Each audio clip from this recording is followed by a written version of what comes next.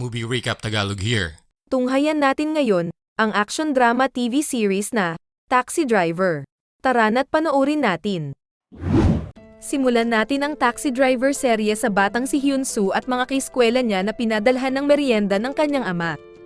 Pag-uwi niya sa bahay ay agad niyang tinawagan ng ama upang magpasalamat. Mahal na mahal si Hyun-soo ng kanyang amang si Chul-young na isa palang serial killer. Makalipas ang maraming taon, makikita si Chul-young na nasa loob na ng bilangguan. Pinangarap niya pa ring magbago upang makasama ang kanyang kaisa-isang anak. Habang nakakulong ay gumawa siya ng libro tungkol sa sarili at lahat ng ginawa niya. Nakasulat sa libro ang pag-amin niya na siya ang pumatay sa teenager na taga Dang Sangdong at sa ina ni Duki sa utos ng isang tao na nagngangalang Nam Kyujung.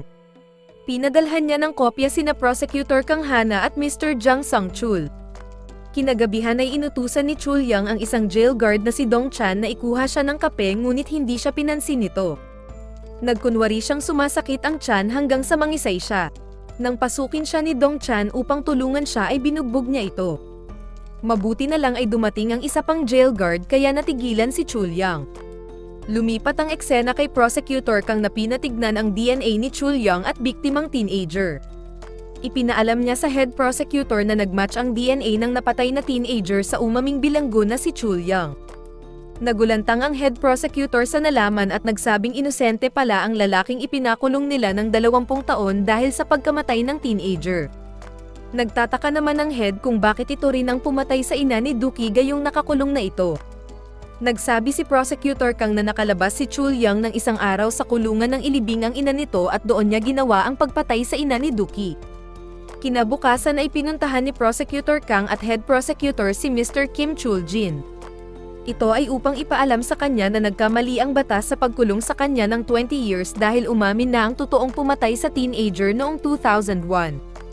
Nagpayo ang Head Prosecutor na magkaroon ng retrial upang malinis ang pangalan niya.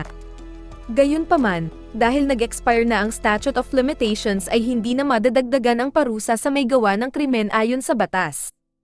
Naiyak na lang si Chul-jin dahil sa kabila ng pagkawala ng mga kaibigan, pamilya, at lahat sa kanya ay hindi na mapaparusahan ang kriminal at ang mga taong sumira sa buhay niya. Walang nagawa ang mga prosecutor kung hindi ang humingi ng paumanhin sa kanya. At dahil walang magagawa ang mga otoridad, tinawagan ni Chul-jin ang numero ng nasa advertisement ng isang deluxe taxi service. Sa pagkakataong ito ay si Duki ang nakasagot sa tawag niya. Sa mga panahong iyon ay tinigil na ng deluxe taxi service ang serbisyo nila sa mga naaapi. Ngunit nang sabihin ni Chul-jin na walang maitutulong ang mga pulis dahil wala ng bisa ang kaso niya, at nang banggitin niya na gusto niyang maghiganti kay Chul-young, natigilan si Duki dahil kilala niya ang taong ito. Ipinaliwanag ni Duki ang sitwasyon ni Chul-jin kay Mr. Jang. Ayaw ni Mr. Jang na maghiganti kay Chul-young dahil ito ang pumatay sa mga magulang niya. Sinabi ni Duki na walang atraso si Chul-young sa kanya kaya siya na lang ang maghihiganti para kay Chul-jin at Mr. Jang. Hindi niya pa alam na ito rin ang kriminal na pumatay sa kanyang ina. Sa huli ay pumayag si Mr. Jang ngunit nagsabi siya na ito na ang huli nilang misyon. Agad na sinakay ni Duki si Chul-jin upang malaman ang istorya niya at mai-record ito. Sinabi ni Chul-jin na na-frame up siya 20 years na ang nakalilipas. Habang kumakain siya kasama ang asawa at anak niya ay inaresto siya ng mga pulis sa salang pagpatay sa isang teenager na taga Dang Sandong.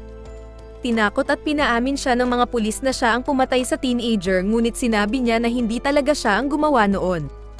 Walang pakialam ang mga pulis kung siya ang gumawa o hindi. Labis siyang pinahirapan hanggang sa napilitan siyang aminin ang kasalanang iba ang may gawa. Dahil sa ginawa niyang pag-amin ay nasintensyahan siya ng 20 years na pagkakabilanggo. Ang masakit pa nito ay tinakwil siya ng asawa at inilayo ang anak niya sa kanya. Matapos ang sintensya ay nakalaya siya. Gayunpaman, ang mga taong nakakakilala sa kanya ay natatakot at iniiwasan na siya. Nalaman niya na tukoy na ng mga otoridad ang totoong may sala. Gayunpaman, sa tagal ng panahon ay wala ng pananagutan sa batas ang kriminal, ang detective na nag-torture sa kanya at ang prosecutor na hindi naniwala sa kanya. Ang tanong niya ay paano niya mababawi ang hustisya na ipinagkait sa kanya. Paano na ang pamilya niya na nagdusa dahil sa kanya. Bago siya bumaba ay inabot sa kanya ni Duki ang instruction sa serbisyo ng deluxe taxi. Binanggit din ni Dookie na nakakulong na ang kriminal na pumatay sa teenager. Sumagot si Chuljin na gusto niyang maranasan ni Chulyang ang mawalan ng mga taong mahalaga sa kanya, pagsisihan ang mga kasalanan niya, at panghuli ay humingi siya ng tawad sa harapan niya. Nagpunta si Chuljin sa isang ATM machine upang sundin ang instruction na binigay ni Dookie. Unang ipinaliwanag ang rules ng kumpanya. Tumatakbo ang metro ng taxi habang tinatrabaho ng kumpanya ang kanyang request. Ang bayad ay sisingilin sa oras na matapos ang transaksyon. Huling kasunduan ay hindi niya pwedeng ibunyag sa iba ang tungkol sa serbisyo ng Rainbow Taxi.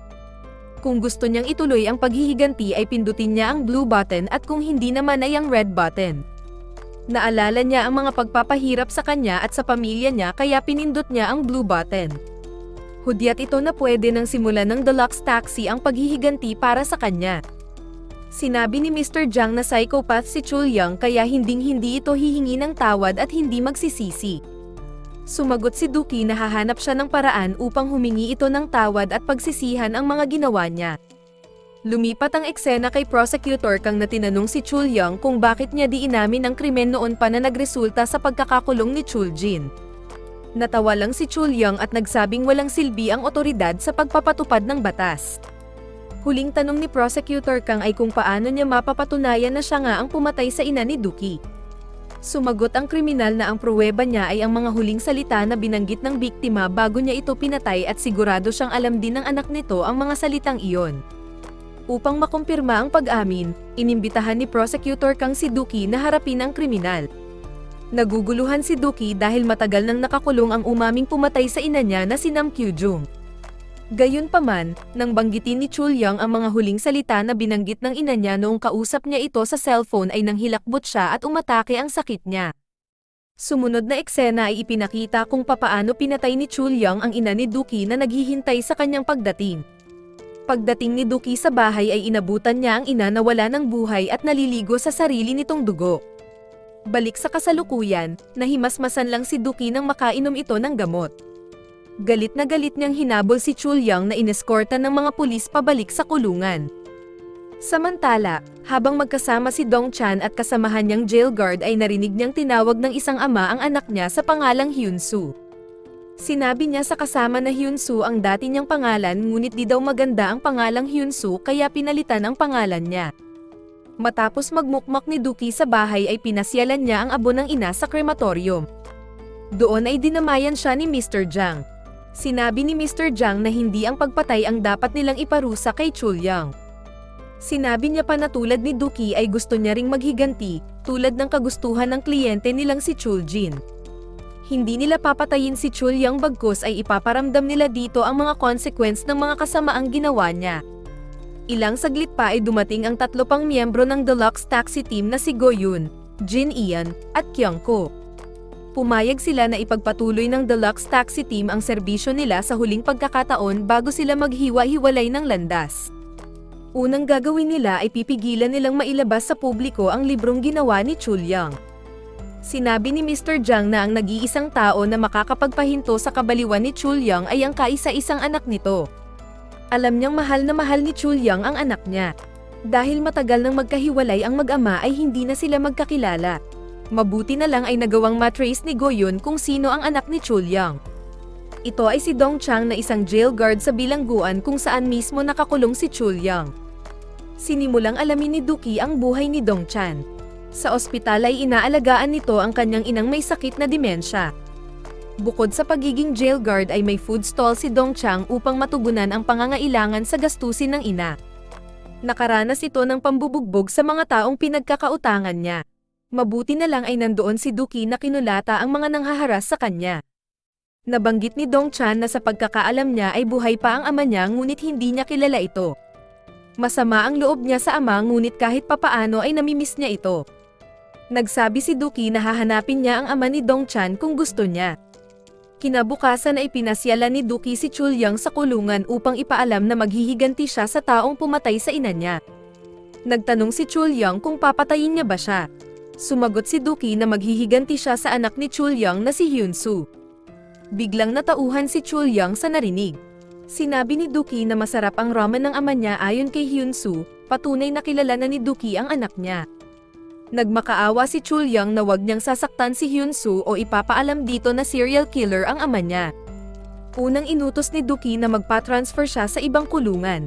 Bago umalis si Dookie ay muling nagmakaawa si Chulyang na wag niyang idadamay ang anak niyang si Hyunsu. Paglabas ni Dookie ay kinausap niya si Dongchan upang ialok ang libreng serbisyo ng Bluebird Foundation para sa ina niyang may sakit. Naiyak si Dongchan sa alok ni Dookie dahil may tutulong na sa pag-aalaga sa kanyang inang may sakit. Inilihim ni Dookie na kilala niya ang ama ni Dongchan. Humingi siya ng paumanhin sa binata na hindi niya nahanap ang ama niya. Dumating ang araw ng paglipat ni Chulyang sa ibang kulungan. Lumipat ang eksena kay Mr. Jang na nakatanggap ng tawag sa Bluebird Foundation upang ipaalam sa kanya na namatay na ang ina ni Dongchan na ililipat sana sa ospital nila. Pinuntahan ni Mr. Jang at Dookie ang punenarya upang makiramay kay Dongchan. Sunod na pinuntahan ni Mr. Jang ang kulungan kung saan inilipat si Chulyang. Tinanong ni Mr. Jang kung bakit niya sinaktan ang jail guard bago siya mailipat sa ibang piitan. Sinisi niya kay Chulyang na dahil sa kanya ay naospital ng 3 linggo ang jail guard na sinaktan at pinilayan niya. At dahil sa ginawa niya ay hindi nabisita ng jail guard ang ina niya na may sakit na demensya. Isang araw, sa labis na pangungulila ng ina ni Dongchan ay napagkamalan nitong anak niya ang isang staff ng ospital kaya sinundan niya ito. Nagawi ito sa hagdanan at nahulog kaya namatay ito. Dahil may demensya ito ay hindi niya nasabi sa anak kung sino ang ama niya. Sa huli ay ipinaalam ni Mr. Jang na ang jail guard na si Dongchan na nakaranas ng kalupitan niya sa kulungan ay angkay sa isa niyang anak na si Hyunsu. Sa una ay hindi makapaniwala si Chulyang ngunit nang ipakita niya ang larawan ng mag-ina ay natauhan siya. Hindi niya matanggap ang katotohanan na pati ang mag-ina niya ay naging biktima ng kasamaan niya. Makalipas ang 1 taon, muling binuksan ang paglilitis sa serial killer na si Chulyang. Inilahad ng abogado ni Chuljin na nagmatch ang DNA ni Chulyang sa nakuhang specimen sa katawan ng pinatay niyang teenager at umamin na rin ito sa mga pagpatay ng ilang beses. Muli ay inamin ni Chulyang ang pagpatay sa teenager sa harapan ng hukom. Pagkatapos ay lumuhad siya sa harapan ni Chuljin at humingi ng kapatawaran sa pagkakakulong niya ng 20 taon sa kasalanang hindi siya ang may gawa. Napahagulgol ang asawa ni Chuljin na itinakwil siya noon. Humingi rin ng kapatawaran si Chulyang sa mga biktima niya at mga pamilya nitong nagdusa. Huling sinabi niya na dapat siyang maparusahan hanggang sa huling araw niya sa mundo. Paglabas ng korte ay makikitang muling nabuo ang pamilya ni Chuljin na matagal nang nawasak dahil sa maling paratang sa kanya. Masaya nilang hinarap ang panibagong yugto ng kanilang buhay. Nalulugod naman si Mr. Jang na mission accomplished ang hiling ni Chuljin sa Deluxe Taxi Service Team. Abangan ang mga susunod pa nilang misyon.